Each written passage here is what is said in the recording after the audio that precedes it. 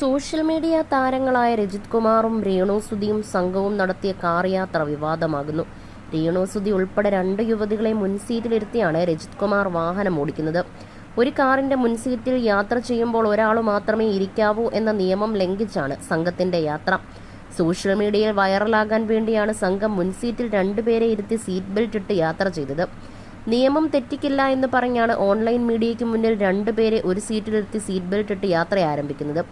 പുറകിലെ സീറ്റിൽ ഇരിക്കാൻ ഇടമില്ല, അതാണ് മുൻസീറ്റിലെന്നാണ് ഇവരുടെ പക്ഷം.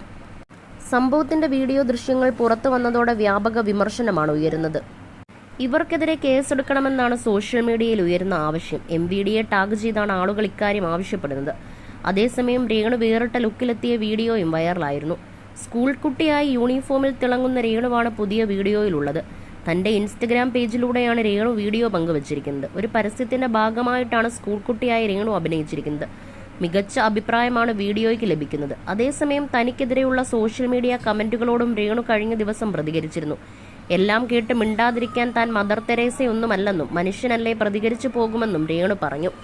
തന്റെ ശരീരത്തിന് അനുയോജ്യമായ വസ്ത്രങ്ങളാണ് താൻ ധരിക്കുന്നത്. ഇതുവരെ അതെനിക്ക് ഷെയിമായി തോന്നിയിട്ടില്ല.